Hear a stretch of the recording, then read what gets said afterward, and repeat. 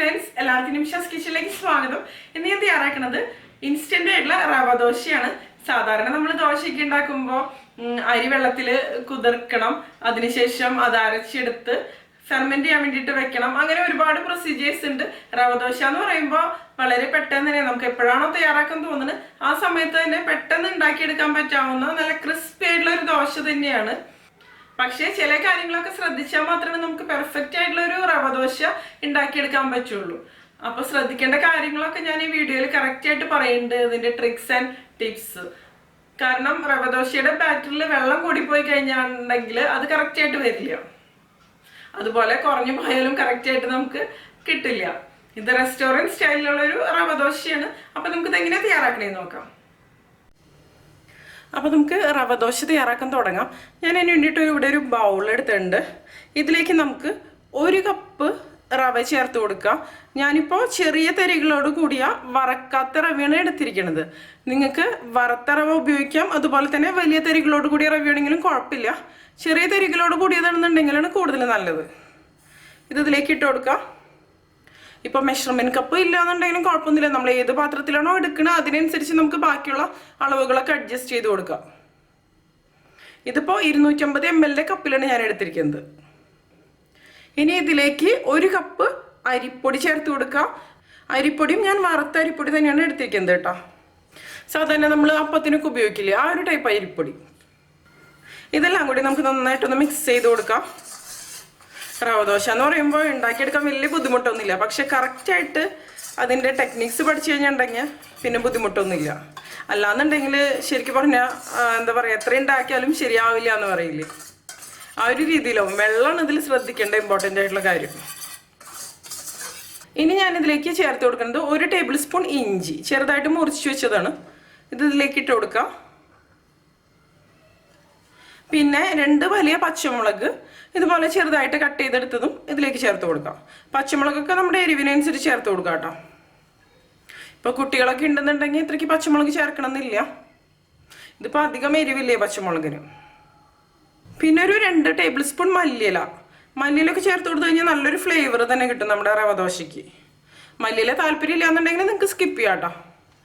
പിന്നെ ഒരു 3-4 തണ്ട് കറിവേപ്പില ചെറുതായിട്ട് മുറിച്ചത് അതും കൂടി ചേർത്ത് കൊടുക്കാം. ഇനി നമുക്ക് വേണ്ടത് ഒരു 1/4 ടീസ്പൂൺ കുരുമുളക് പൊടി. മുഴുവനോട് കൂടി കുരുമുളകും ഇതിലേക്ക് ചേർക്കാറുണ്ട്, പക്ഷെ കുട്ടികളൊക്കെ കഴിക്കുമ്പോൾ മുഴുവനോട് കൂടി കുരുമുളകാകുമ്പോൾ അവർക്ക് അത്രയ്ക്ക് അങ്ങോട്ട് ഇഷ്ടപ്പെടില്ലല്ലോ. പിന്നെ നമുക്ക് വേണ്ടത് ഒരു 1/4 ടീസ്പൂൺ കായത്തിൻ്റെ പൊടി. കായത്തിൻ്റെ പൊടിയൊക്കെ ചേർക്കുമ്പോൾ ഒരുപാട് ചേർക്കണ്ട, ശ്രദ്ധിച്ച് ചേർക്കാട്ടോ, അല്ലാന്നുണ്ടെങ്കിൽ കയ്പ്പ് വന്നു കഴിഞ്ഞാൽ പിന്നെ കഴിക്കാൻ പറ്റില്ല. ഇനി ഇതിലേക്ക് നമുക്ക് ആവശ്യത്തിന് ഉപ്പ് കൂടി ചേർത്ത് കൊടുക്കാം. റവ ദോശയിൽ ഉപ്പ് ചേർക്കുമ്പോൾ ശ്രദ്ധിച്ച് ചേർക്കുക, കാരണം നമ്മളിത് നല്ല ലൂസായിട്ടാണ് എടുക്കണത്. അപ്പോൾ പെട്ടെന്ന് തന്നെ ഉപ്പ് കൂടിപ്പോകാൻ സാധ്യതയുണ്ട്. ആദ്യം കുറച്ചിട്ട് കൊടുത്തിട്ട് മിക്സ് ചെയ്ത് നോക്കിയതിന് ശേഷം പിന്നെ വേണമെന്നുണ്ടെങ്കിൽ ചേർത്താൽ മതി. ഇനി നമുക്കിതിലേക്ക് ഒരു 2 ടേബിൾ സ്പൂൺ തൈര് കൂടി ചേർത്ത് കൊടുക്കാം. തൈരിന് പകരം ചിലവർ ഇതിലേക്ക് നാരങ്ങ നീര് ചേർത്ത് കൊടുക്കാറുണ്ട്. ഞാൻ പക്ഷെ സാധാരണ തൈര് തന്നെയാണ് ചേർക്കാറ്. ഇനി ഇതിലേക്ക് നമുക്ക് 1/2 കപ്പ് മൈദയാണ് ചേർത്ത് കൊടുക്കേണ്ടത്, അത് ഇട്ട് കൊടുക്കാം. ഇനി ഇതെല്ലാം കൂടി നമുക്ക് നന്നായിട്ടൊന്ന് മിക്സ് ചെയ്തെടുക്കാം.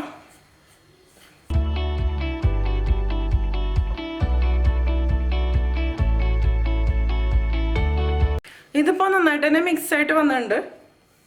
ഇനി നമുക്ക് ഇതിലേക്ക് ചേർത്ത് കൊടുക്കേണ്ടത് വെള്ളമാണ്. 5 കപ്പ് വെള്ളമാണ് ഈ ഒരു അളവിനനുസരിച്ച് ചേർത്ത് കൊടുക്കേണ്ടത്. ഇതിൽ വെള്ളത്തിൻ്റെ അളവ് കൂടി പോയാലും കുറഞ്ഞു പോയാലും റവ ദോശ കറക്റ്റായിട്ട് വരില്ല. ഞാൻ കറക്റ്റ് മെഷർ ചെയ്തിട്ട് തന്നെയാണ് ഒഴിച്ചു കൊടുക്കുന്നത്. പക്ഷെ മെഷർ ചെയ്ത് ഒഴിച്ചു കൊടുക്കണമെന്നൊന്നുമില്ല, നമ്മൾ കുറച്ച് പ്രാവശ്യം ഉണ്ടാക്കി കഴിയുമ്പോൾ ഇതിൻ്റെ കൺസിസ്റ്റൻസി നമുക്ക് മനസ്സിലാവും. ഞാനിതിപ്പോൾ നിങ്ങൾക്ക് കാണിക്കാൻ വേണ്ടിയിട്ടാണ് ഇത്രയ്ക്ക് കറക്റ്റായിട്ട് മെഷർ ചെയ്തിട്ട് ഒഴിക്കണത്. സാധാരണ ബാക്കി ദോശ അല്ലാന്നുണ്ടെങ്കിൽ ബാക്കി ഐറ്റംസ് ഒന്നും ഉണ്ടാക്കണ ആ ഒരു കൺസിസ്റ്റൻസി അല്ല, അത് നല്ല ലൂസാണ്. ശരിക്കും പറഞ്ഞാൽ നമ്മൾ മോരൊക്കെ ഉണ്ടാക്കില്ലേ, ബട്ടർ മിൽക്കിൻ്റെ ഒക്കെ ഒരു കൺസിസ്റ്റൻസി ആണ് ഇത് ശരിക്കും. 2 കപ്പ് ഒഴിച്ചതിന് ശേഷം നമുക്ക് നന്നായിട്ടൊന്ന് മിക്സ് ചെയ്തെടുക്കാം. ആദ്യം കറക്റ്റായിട്ട് മിക്സ് ചെയ്യാൻ പറ്റണില്ല, കുറച്ചും കൂടി ഒഴിച്ചു കൊടുക്കാം. ഇതാ ഞാനിപ്പോൾ ഇതിലേക്ക് 3 കപ്പ് ഒഴിച്ചിട്ടുണ്ട്.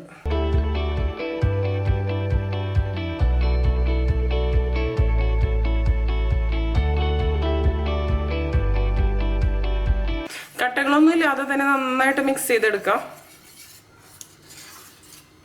4 ഒന്ന് മിക്സ് ചെയ്ത് നോക്കാം നമുക്ക്.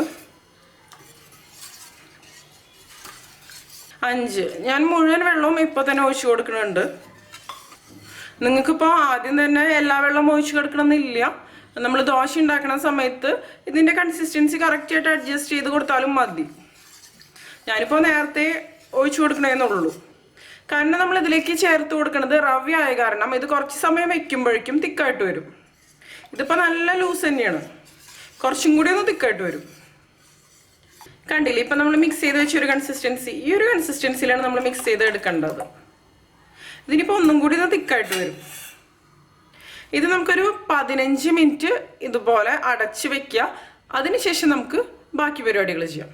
ഇപ്പം ഇതൊരു 15 മിനിറ്റ് കഴിഞ്ഞിട്ടുണ്ട്. കണ്ടില്ലേ, മുകൾ ഭാഗമൊക്കെ നല്ല വെള്ളം പോലെയാണ് ഇരിക്കുന്നത്. നന്നായിട്ടൊന്ന് മിക്സ് ചെയ്തെടുക്കാം.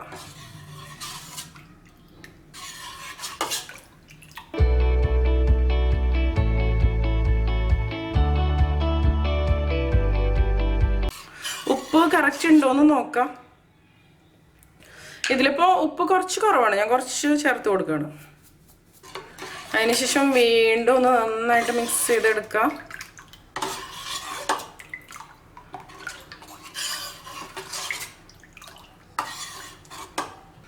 ഇപ്പം നമ്മൾ ഇതിലേക്ക് മിക്സ് ചെയ്ത് കൊടുത്ത മല്ലിയില, കറിവേപ്പില എല്ലാത്തിൻ്റെ ഫ്ലേവേഴ്സ് നന്നായിട്ട് ഇതിലോട്ട് ഇറങ്ങിയിട്ടുണ്ട്. ഇനി നമുക്കിത് ഉണ്ടാക്കി തുടങ്ങാം. നമ്മൾ സാധാരണ ദോശ ഇതുപോലെ തവി കൊണ്ടല്ലേ കോരി ഒഴിക്കാറ്. പക്ഷേ റവ ദോശ നമ്മൾ സാധാരണ ഇതുപോലൊരു പാത്രം കൊണ്ടാണ് കോരി ഒഴിക്കുക. ഇപ്പോൾ തവി കൊണ്ട് കോരി ഒഴിച്ചാലും കുഴപ്പമൊന്നുമില്ല, പക്ഷെ കുറച്ചും കൂടി സൗകര്യം ഇതുപോലെയുള്ളൊരു പാത്രം തന്നെയാണ്. അപ്പം നമുക്ക് ഉണ്ടാക്കാൻ തുടങ്ങാം. നിങ്ങൾക്ക് പിന്നെ റവ ദോശ തയ്യാറാക്കുമ്പോൾ സവോള ചേർത്തിട്ടും തയ്യാറാക്കാം, സവോള ചേർക്കാതെയും തയ്യാറാക്കാം. ഏത് രീതിയിലാണെങ്കിലും നല്ല ടേസ്റ്റ് തന്നെയാണ്. സവോള ചേർക്കുമ്പോൾ കുറച്ചും കൂടി ഒന്ന് ടേസ്റ്റ് കൂടുതലുണ്ടാവും. അല്ലാന്നുണ്ടെങ്കിൽ ടേസ്റ്റ് ഉണ്ടാവും, ടേസ്റ്റിന് അത്ര കുറവൊന്നും ഉണ്ടാവില്ല. ഇത് ചിലർ ഈ ബാറ്ററിലേക്ക് ചേർത്ത് കൊടുക്കാറുണ്ട്. ഞാൻ പക്ഷെ ബാറ്ററിലല്ല ചേർത്ത് കൊടുക്കുന്നത്, ഞാൻ ഉണ്ടാക്കുമ്പോൾ കാണിക്കാം എങ്ങനെയാന്ന്. ഞാനിപ്പോൾ റവ ദോശ ഉണ്ടാക്കാൻ വേണ്ടിയിട്ട് ഒരു തവ എടുത്തിട്ട് ചൂടാക്കാൻ വേണ്ടിയിട്ട് വെച്ചിട്ടുണ്ട്. റവ ദോശ ഉണ്ടാക്കുമ്പോൾ ഇമ്പോർട്ടൻ്റ് ആയിട്ടുള്ള ഒരു കാര്യം എന്ന് പറയുന്നത് തവ നല്ല ചൂടായിരിക്കണം. എന്നാൽ തന്നെയാണ് നമുക്ക് നല്ല പെർഫെക്റ്റ് ആയിട്ടുള്ള റവ ദോശ ഉണ്ടാക്കിയെടുക്കാൻ പറ്റുള്ളൂ. അതുപോലെ ഈ ബാറ്റർ ഒഴിച്ചു കൊടുക്കുന്നതിന് മുമ്പ് ഇതുപോലെ താഴേന്ന് നന്നായിട്ട് മിക്സ് ചെയ്ത് കൊടുക്കണം. കാരണം അടിയിലായിരിക്കും റവയൊക്കെ ഉണ്ടാവുക. അപ്പോൾ മുകൾ ഭാഗം നല്ല ലൂസായിട്ടും അടിഭാഗം നല്ല തിക്കായിട്ടും ഇരിക്കും. അപ്പോൾ കറക്റ്റായിട്ട് മിക്സ് ചെയ്ത് കൊടുത്തതിന് ശേഷം മാത്രം കോരി ഒഴിക്കുക. ഇപ്പം ഈ തവ നന്നായിട്ട് തന്നെ ചൂടായിട്ട് വന്നിട്ടുണ്ട്. ഇനി നമുക്കിതിലേക്ക് ഈ ബാറ്റർ ഒഴിച്ചു കൊടുക്കാം.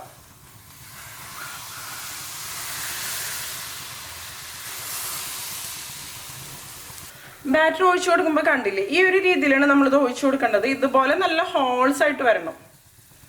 ഹോൾസ് ആയിട്ട് വന്നില്ല എന്നുണ്ടെങ്കിൽ റവ ദോശ കഴിക്കാൻ അത്രയ്ക്കൊരു ടേസ്റ്റ് ഉണ്ടാവില്ല. ഇനി നമുക്കിതൊരു മീഡിയം ഫ്ലെയിമിലേക്ക് വെച്ച് കൊടുക്കാം. ഞാനിപ്പോൾ ഒഴിച്ചു കൊടുത്തപ്പോൾ ഹൈ ഫ്ലെയിമിൽ വെച്ചിട്ടാണ് ഒഴിച്ചു കൊടുത്തത്. ഇതൊന്ന് ഡ്രൈ ആയിട്ട് വരുമ്പോൾ നമുക്ക് ലോ ഫ്ലെയിമിലേക്ക് വെച്ച് കൊടുക്കാം. ഇപ്പം അത്യാവശ്യം ഇത് ഡ്രൈ ആയിട്ട് വന്നിട്ടുണ്ട്. നമുക്ക് ഇനി ഇതിലേക്ക് എണ്ണ ഒഴിച്ചു കൊടുക്കാം. ഞാനിപ്പോൾ നല്ലെണ്ണ തന്നെയാണ് ഇതിലേക്ക് ഒഴിക്കണത്. നിങ്ങൾക്ക് വേറെ ഏതെങ്കിലും ഓയിൽ, വെളിച്ചെണ്ണ ഉപയോഗിക്കണമെന്നുണ്ടെങ്കിൽ ഉപയോഗിക്കാം. കുറച്ച് ഒഴിച്ചാൽ മതി, ഓയിൽ ഒരുപാടൊന്നും വേണമെന്നൊന്നുമില്ല. എല്ലാ ഭാഗത്തേക്കും ഇതുപോലെ ഒന്ന് ആക്കി കൊടുക്കാം. ലോ ഫ്ലെയിമിൽ വെച്ചിട്ട് കുറച്ച് നേരം കുക്കാവുമ്പോഴാണ് ഇത് കറക്റ്റായിട്ട് നല്ല ക്രിസ്പി ആയിട്ട് വരുള്ളൂ. ക്രിസ്പി ആക്കി എടുക്കണമെന്നുണ്ടെങ്കിൽ അങ്ങനെ എടുക്കാം. എനിക്ക് പേഴ്സണലി ക്രിസ്പി ആയിട്ടുള്ള റവ ദോശ തന്നെയാണ് ഇഷ്ടം. അല്ലാന്നുണ്ടെങ്കിൽ സോഫ്റ്റ് ആയിട്ട് എടുക്കാം. സാധാരണ ദോശ ഉണ്ടാക്കണ പോലെ ഇത് അത്ര പെട്ടെന്ന് കുക്കായിട്ട് വരില്ല, കുറച്ച് സമയം എടുക്കും. പിന്നെ റവ ദോശ സാധാരണ മറച്ചിടാറില്ല. മറച്ചിടണമെന്നുണ്ടെങ്കിൽ നിങ്ങൾക്ക് മറച്ചിടാൻ കുഴപ്പമൊന്നുമില്ല. ഇങ്ങനെ ശരിക്കും നെറ്റ് പോലെയാണ് ശരിക്കും റവ ദോശ വരേണ്ടത്. അല്ലാതെ എന്താ പറയുക, ഇതുപോലെ ഹോൾസ് വന്നില്ല എന്നുണ്ടെങ്കിൽ റവ ദോശ പെർഫെക്റ്റ് ആയിട്ട് വരില്ല. ഇനി ഇത് നമുക്ക് ഇതുപോലെ ഒന്ന് വിടിച്ചെടുക്കാം. ഇത് ക്രിസ്പി ആയിട്ട് വരുമ്പോൾ ഇത് പാനിൽ നിന്ന് തന്നെ വിട്ടുപോരും. കണ്ടില്ലേ, നല്ലൊരു ഗോൾഡൻ ഷെയ്ഡ് വന്നിട്ടുണ്ട്. ഇതാണ് നല്ല പെർഫെക്റ്റ് ആയിട്ടുള്ള റവ ദോശ എന്ന് പറയണത്.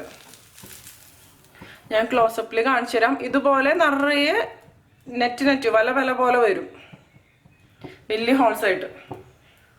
ഇതുപോലെ തന്നെ നമുക്ക് അടുത്ത റവ ദോശയും ഉണ്ടാക്കിയെടുക്കാം. അടുത്തത് എടുക്കുമ്പോൾ താഴേന്ന് നന്നായിട്ട് മിക്സ് ചെയ്ത് കൊടുക്കാം കേട്ടോ. സെയിം പ്രൊസീജിയർ തന്നെ. അടുത്തത് നമുക്ക് ഇതുപോലെ തന്നെ ഒഴിച്ചു കൊടുക്കാം.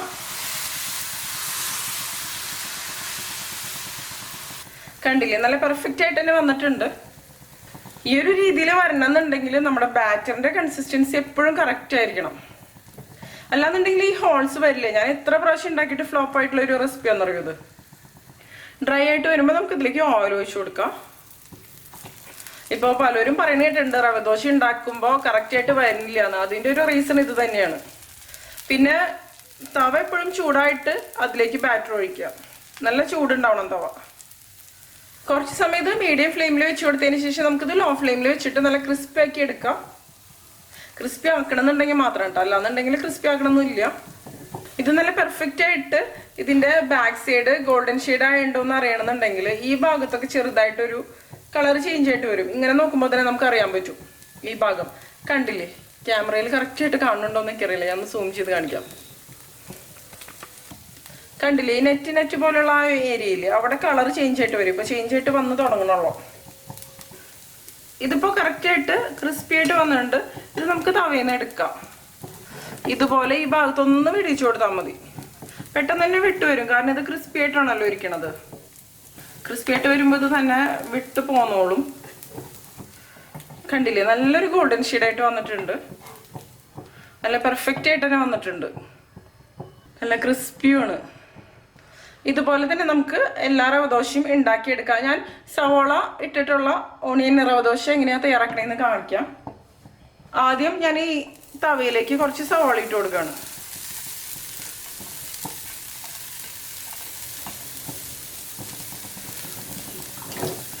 അതിനുശേഷം നമ്മൾ നേരത്തെ ചെയ്ത പോലെ ഇതുപോലെ താഴേന്ന് നന്നായിട്ട് മിക്സ് ചെയ്ത് കൊടുക്കുക.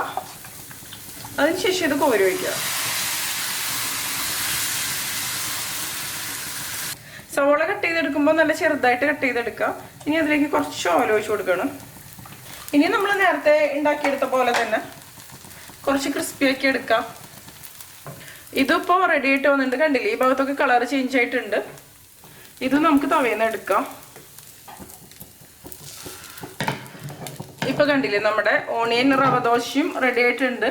ഈ ഒരു ഗോൾഡൻ കളറും അതുപോലെ തന്നെ ഇതിന്റെ ഹോൾസ് ആണ് ഈ റവ ദോശയുടെ ഹൈലൈറ്റ്. അതുപോലെ ക്രിസ്പി ആയിട്ട് വരുമ്പോൾ നല്ലൊരു ടേസ്റ്റ് തന്നെയാണ്. ഇതുപോലെ തന്നെ നമുക്ക് എല്ലാം റെഡിയാക്കി എടുക്കാം. ഇപ്പൊ കണ്ടില്ലേ, നമ്മുടെ റവ ദോശ റെഡി ആയിട്ടുണ്ട്. ഞാൻ ഇതിന്റെ കൂടെ കഴിക്കാൻ വേണ്ടിയിട്ട് 2 ടൈപ്പ് ചട്നികൾ ഉണ്ടാക്കിയിട്ടുണ്ട്. ഒന്ന് നമ്മൾ കഴിഞ്ഞ ദിവസം ഉണ്ടാക്കിയില്ലേ, ഗാർലിക് ചട്നി, അതും അതുപോലെ തന്നെ നമ്മുടെ കോക്കനട്ട് ചട്നി. അപ്പൊ എല്ലാവരും ട്രൈ ചെയ്ത് നോക്കിയിട്ട് നിങ്ങളുടെ എക്സ്പീരിയൻസ് ഷെയർ ചെയ്തോളൂ കേട്ടോ. നിങ്ങൾക്ക് എന്റെ വീഡിയോ ഇഷ്ടമാവുകയാണെങ്കിൽ nimshaskitchen സബ്സ്ക്രൈബ് ചെയ്തോളൂ കേട്ടോ. സബ്സ്ക്രൈബ് ചെയ്യുമ്പോൾ സബ്സ്ക്രൈബ് ബട്ടന്റെ തൊട്ടടുത്ത് തന്നെ ചെറിയൊരു ബെല്ലൈക്കൺ കൂടി കാണാം. അതൊന്ന് എനേബിൾ ചെയ്യുക. അപ്പോഴാണ് ഞാൻ അപ്ലോഡ് ചെയ്യുന്ന വീഡിയോസിന്റെ നോട്ടിഫിക്കേഷൻ നിങ്ങൾക്ക് കിട്ടുള്ളൂ കേട്ടോ. പിന്നെ ലൈക്ക് ചെയ്യുക. അതോടൊപ്പം നിങ്ങളുടെ ഫ്രണ്ട്സിനും ഫാമിലിക്കും ഒക്കെ ഒന്ന് ഷെയർ ചെയ്ത് കൊടുക്കുക. അതുകൂടാതെ നിങ്ങളുടെ അഭിപ്രായങ്ങളൊന്ന് കമന്റ് ചെയ്തോളൂ കേട്ടോ. അപ്പം മറ്റൊരു അടിപൊളി റെസിപ്പി ആയിട്ട് നമുക്ക് വീണ്ടും കാണാം.